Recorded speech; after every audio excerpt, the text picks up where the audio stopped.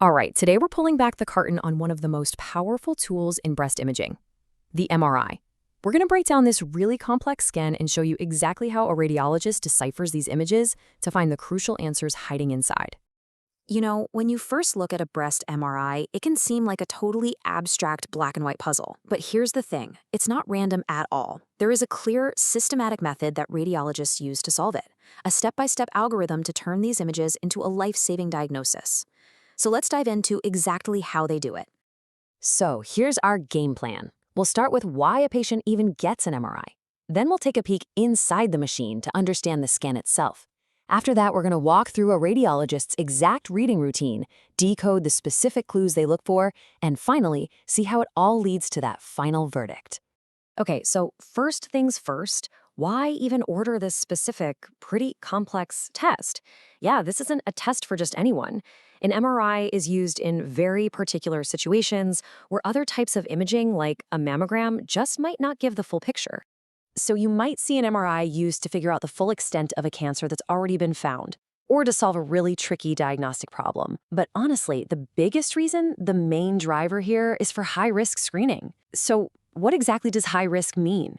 Well, clinically, we're talking about a lifetime risk of developing breast cancer that's over 20 to 25%. And look, this isn't just a guess. It's calculated using some pretty sophisticated models that factor in things like family history. If a patient crosses that threshold, they qualify for this incredibly powerful screening tool. Okay, so let's move on to the scan itself. To get those crystal clear images, the setup has to be absolutely perfect. And it's a very different experience than, say, a mammogram. Picture this. The patient lies belly down on a specialized table. The key piece of equipment here is the breast coil, which has openings that let the breasts hang freely. Now, this positioning is absolutely crucial because it prevents them from getting compressed, which could create distortions or artifacts in the final image. Okay, now here is one of the coolest and most important tricks in a breast MRI. It's called fat saturation. You've got to remember, the breast is mostly fat, right? So this technique basically tells the computer, hey, ignore the signal from the fat. This makes any area that soaks up the contrast dye, which is what radiologists are looking for, just pop right off the screen. It's the key to making suspicious stuff visible. All right, scan's done, images are up. Now for the really important part, the interpretation. Radiologists don't just randomly flip through pictures. They follow a strict, methodical routine to make sure absolutely nothing gets missed. And this is the exact four-step playbook they use. First, they look at the background enhancement. Second, they hunt for anything abnormal, like masses or tiny dots called foci. Third, they check out the kinetics, which are these washout curves. And finally, they put all those clues together to make the call. So let's really dig into what they're searching for. So what are these clues we're talking about? Well, when a radiologist is looking for masses and foci, they're basically learning to speak a language of shapes, borders, and patterns. And believe me, every little detail tells a story.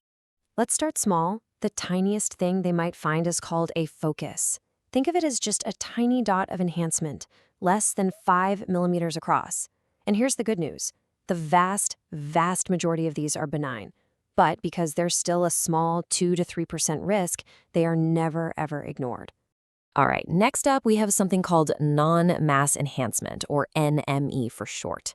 Now, don't think of this as a solid lump. It's more like a cloud or a clump of tissue that's soaking up that contrast dye. And this is where shape becomes so important. If that cloud forms a triangle, kind of like a slice of pie pointing toward the nipple, that's a suspicious pattern. It suggests something is going on inside the breast's ductal system. Now, for actual solid masses, radiologists have this kind of special vocabulary. You've got your good words, the ones that are reassuring, things that are round, oval, with smooth, well-defined borders. And then you have the bad words, terms that raise immediate red flags, an irregular shape, spiculated or spiky margins, and something called rim enhancement. And of all those scary-sounding words, there is one that just stands head and shoulders above the rest. A mass with those spiculated, spiky margins has an 80% chance of being malignant.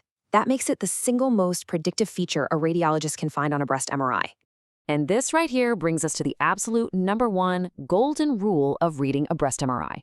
Morphology trumps kinetics, always.